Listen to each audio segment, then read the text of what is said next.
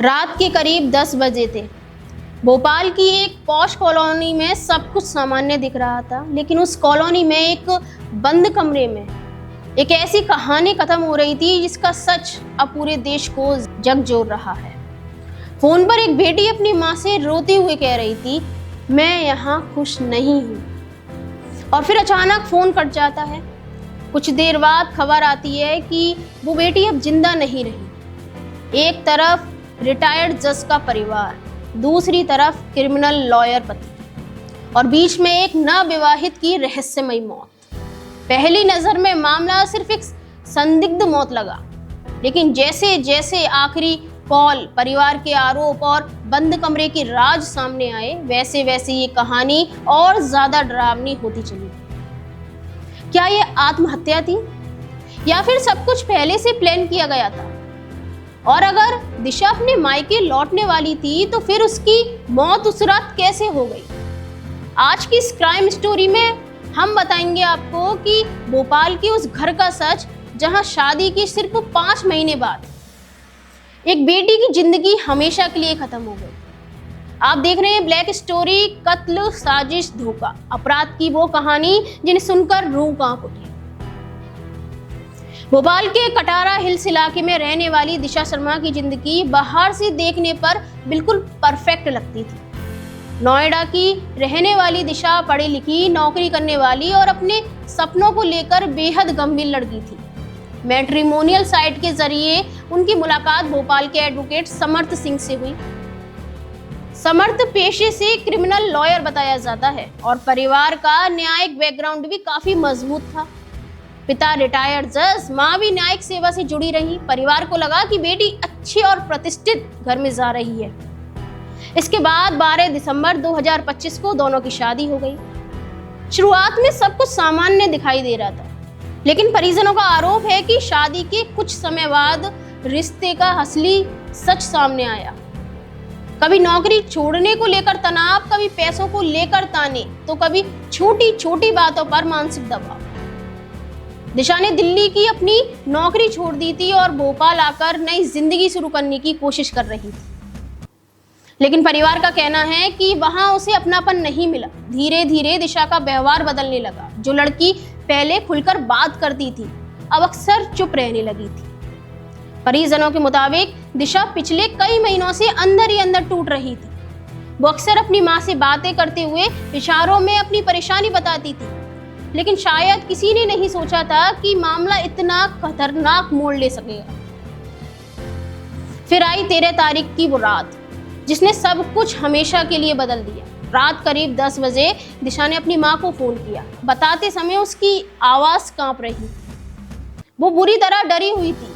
Phone पर दिशा कथित तौर पर कह रही थी, मम्मी मैं यहाँ बिल्कुल खुश नहीं हूँ, मैं अब और नहीं सह सकती, मुझे यहाँ नहीं रहना।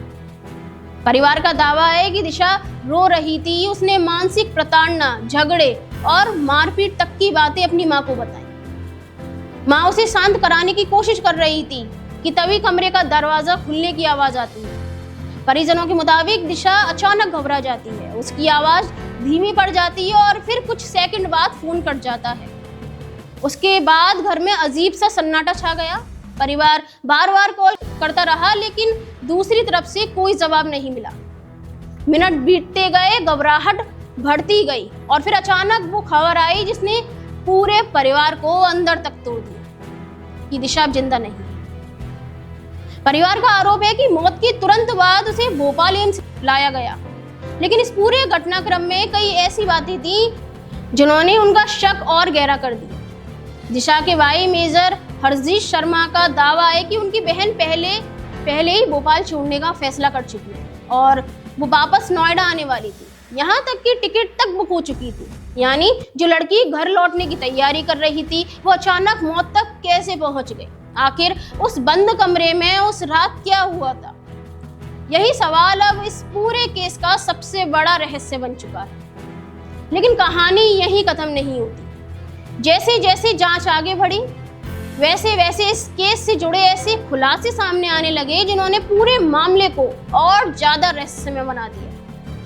बताया जाता है कि 12 मई 2026 की रात दिशा शर्मा भोपाल के कटारा हिल्स स्थित अपने ससुराल में फंदे से लटकी हुई मिली।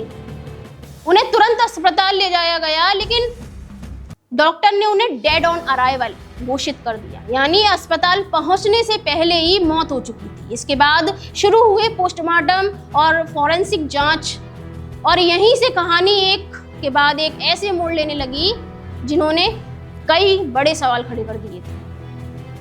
एम्स भोपाल की शुरुआती पोस्टमार्टम रिपोर्ट के मुताबिक मौत की प्राथमिक वजह फंदे से दम घुटने बताई जा रही थी। रिपोर्ट में सिर्फ यही बात नहीं थी, सबसे चौंकाने वाली बात ये थी कि दिशा के शरीर पर कई चोटों के निशान भी पाए गए।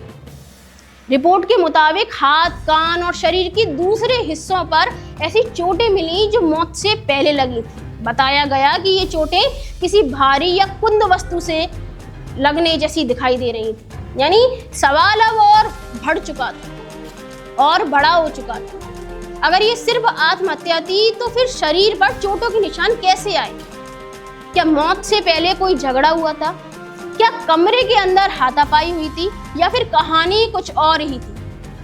और तभी जांच में एक और बड़ा खुलासा सामने आया। मेडिकल रिपोर्ट से पता चला कि मौत से महज एक हफ्ते पहले दिशा का मेडिकल टर्मिनेशन ऑफ प्रेगनेंसी यानी गर्भपात कराया गया था। परिवार का आरोप था कि दिशा मानसिक रूप से पहले से ही परेशान थी और इस पूरे घटनाक्रम ने उन्हें अंदर तक तोड़ दिया। हालांकि पुलिस अभी हर एंगल से जांच की बात कर रही है, लेकिन फॉरेंसिक जांच में एक और ऐसी बात सामने आई जिसने शक और गहरा कर दिया। बताया गया कि जिस फंदे या रस्सी से दिशा लटकी हुई मिली थी, वो जांच टीम को मौके पर उपलब्ध नहीं कराई गई, यानी जिस चीज से मौत बताई जा रही थी वही सबसे अहम सबूत गायब था। इसके बाद फॉरेंसिक टीम ने विसरा, ब्लड सैंपल और नाखूनों के सैंपल सुरक्षित किए। जांच एजेंसियां अब ये पता लगाने की कोशिश कर रही हैं कि क्या मौत से पहले किसी तरह की हाथापाई हुई थी, क्या कमरे में किसी और की मौजूदगी थी, और क्या इस मौत के पीछे आत्महत्या की कहानी है या फिर कोई गहरी साजिश छिपी हुई थी। उधर परिवार लगातार इसे हत्या बता रहा है। उनका आरोप है कि दिशा अपनी जिंदगी दोबारा शुरू करना चाहती थी। वो भोपाल छोड़कर वापस नोएडा आने वाली थी, तो फिर अचानक ऐसा क्या हुआ कि कुछ ही घंटों में उसकी मौत हो गई। अब इस केस में हर नया खुलासा रहस्य को और गहरा करता जा रहा है।